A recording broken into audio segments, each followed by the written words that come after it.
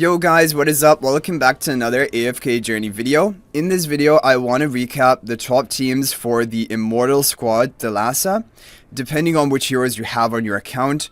On this account, we have managed to hit 101 billion damage, which is really good. I'm going to show you the formation. This is basically considered to be the overall top performing formation.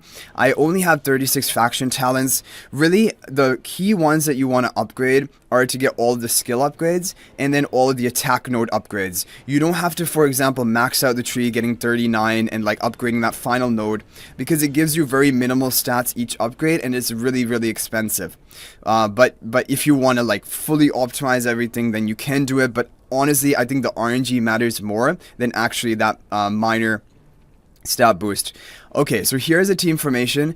Even if you're running one copy of Talene, this is the team that you're going to want to run. Apart from a couple of like exceptions, which I'll talk about later.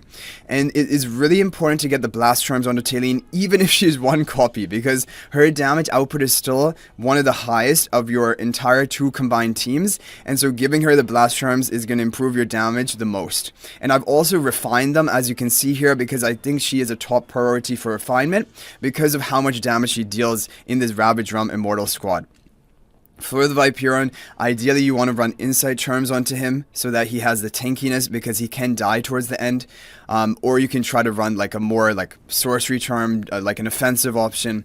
But those are basically the choices, and it isn't too important. Honestly, Viperon's damage is low, and like even without his optimal charms, we're getting a good score. Thorin Charms, again, don't matter, but you need to complete the Mythic set, because that quality bonus he provides is very valuable. And so you want to have a full set of mythic magic charms on him. Ludovic should be on the Insight Charms. His damage is pretty good, and you probably already have this if you've been running him in the Dream Realm, and for Dream Realm as well, it is even more important. Nero can be on any. Basically, you just want to have, again, the Mythic Charm set complete. You don't need a specific set bonus, because you just want the Mythic quality bonus of having Mythic Charms. That gives the attack boost to the ally behind him. For team number 2, this is the optimal team number 2. I've done testing, for example, with Greatsword Spell. It doesn't do badly. It does really close. But my highest score has been with Resonating Spell, with Carolina on the Resonating tile, and other people have also felt that this is the top team. Hodgkin is the best third hero to run. Like, you want Carolina and Cecia always on your buff tiles. If you don't have Hodgkin, you can replace him for Igor, Salazar, Sylvina. All three are good options to run.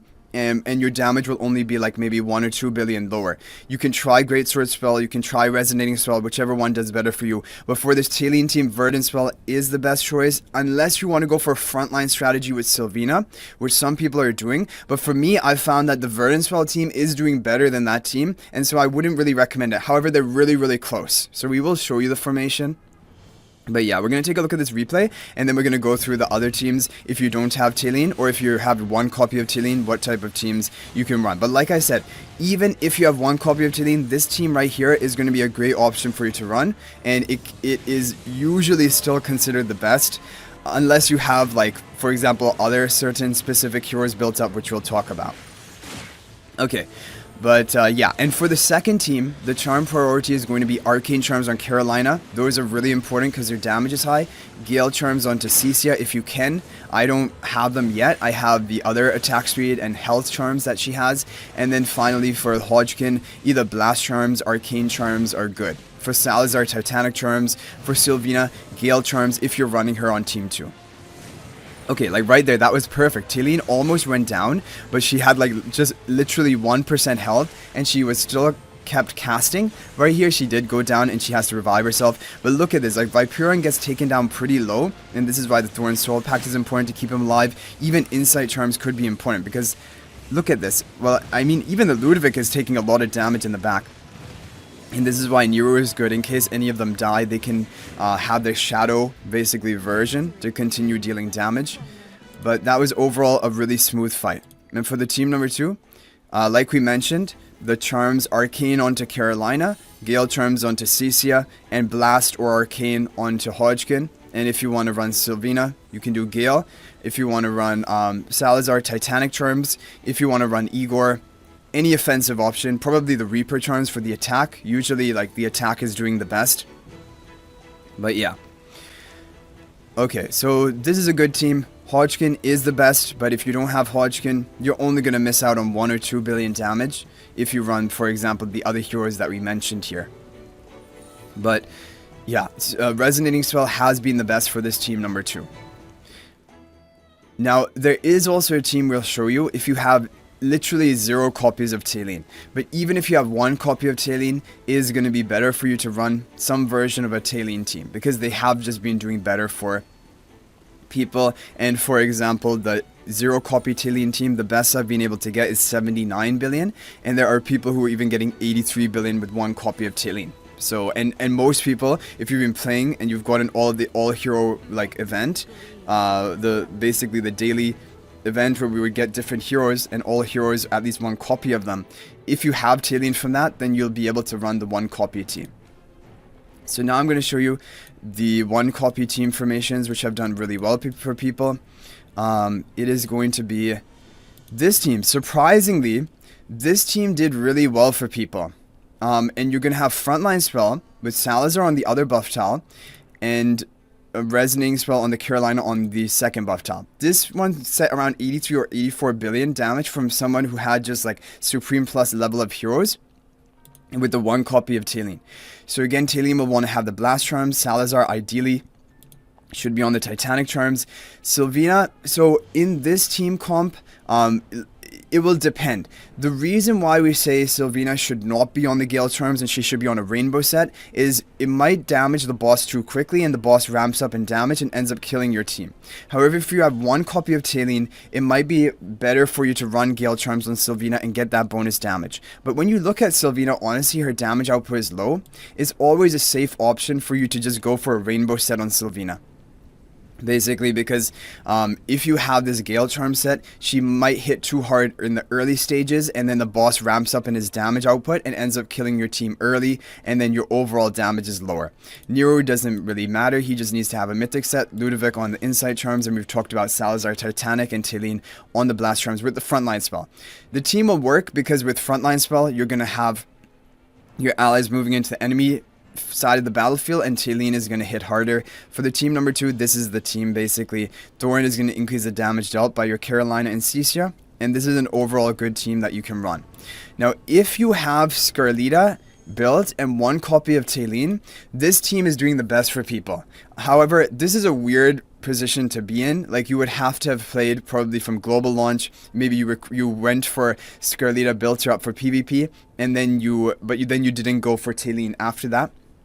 Then you can run this team. This team is doing best for people who have Scarlita built and only 1 copy of Talene. And for team number 2, this is the optimal team too. And actually, Resonating Spell is a little bit better than Greatsword, but they're really close. And like I mentioned, if you don't have Hodgkin, no problem. You can replace it for Sylvina, Igor, Salazar, whichever hero you have the most built up. And you can try all 3 options and see which one does the best for you.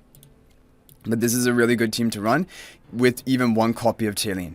Now, as for the other teams, we're going to come to the 0 copy Talene team that managed to do the best for me. This was the formation. And actually, this is a 0 copy Talene team and a free-to-play team, because for formation number 2, we don't have Hodgkin, we don't have, for example, yeah, basically Hodgkin. So, but you will probably have Sylvina and Salazar built up by now if you've been playing from global launch, because there are very few A-level Graveborn heroes, so you're able to get both Salazar and Sylvina built up. And Cecia, maybe you have her, hopefully you do have her, because in the early game a lot of people did ascend their Cecia and got her to Mythic Plus or Supreme, and so she can be a good damage dealer option. This is with the Greatsword spell, team number 2. Team number 1 is going to be Arcane spell. I did testing with Resonating, and from the 1 test I did, Arcane did better by about 1 billion damage, so I think Arcane is the optimal choice for this team. The team is very similar. You have basically the same heroes. Thorin is still soul pacting the Viperon, but here Nero is in front of Carolina to power up her attack, and Ludovic is just off in the middle.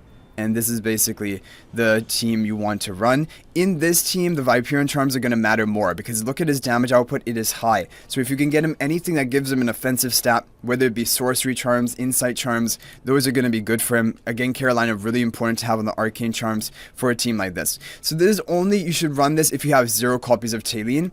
It got 79 billion, but like I said, even at like Supreme Plus Heroes, 1 copy of Talene, people are getting 83, 84 billion damage with the 1 copy Talene team, so you should still be running that. This is just a very specific circumstance if you don't have a single copy of Talene. So that is basically it about the different team comps you can run and you should run for the Immortal squad. I want to briefly show you, for example, the powerful Graveborn heroes.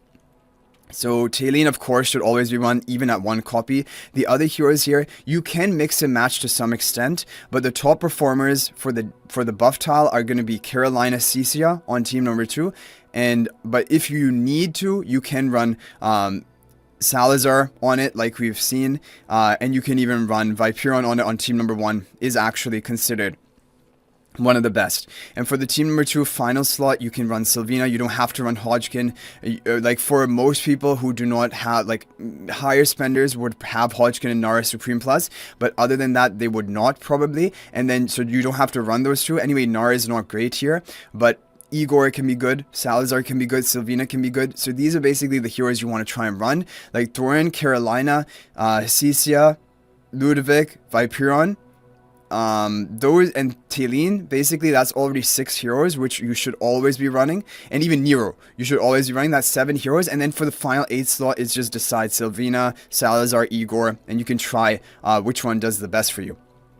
So that's pretty much Immortal Squad. It isn't too complicated. Hopefully you guys can get a top score and you can compete for the highest rank that you want, because the daily rewards are important. Really what is amazing about the daily rewards is the Branko essences you get. And you get a good amount of them even if you're in the top 100. So like, I think for people out there who are kind of competitive, you should be aiming for this top 100. And even for the final ranking, it is going to be really important to get the top 100. You get the most stellar crystals from that. You get the Abyssal Essence, which is basically 500 Twilight Essences of value. And that is really what you guys should be shooting for. If you can't do it, no problem though. Just try to just be as competitive as possible. Even if you're in the top 200, you're going to get great rewards, 12 stellar crystals. And yeah, in your district, top 200 should definitely be doable for most people. Because like, on average, like, I don't know, there are not that many active players per district. Especially because there are only 3 servers in a district. Like, I think in total, there may be around about 400 or 500 people per district who are actually even actively daily playing the Ravaged Realm, and out of those, many are not even using optimized teams. And so if you're running these top team comps, you're trying to optimize your charms, you should be able to get top 200 and even top 100 hopefully. So I hope you guys enjoyed the video. Thank you for watching. That is going to be it for this one. I'll hopefully see you guys in the next video, and until then, everyone, peace out for now, and thank you for watching.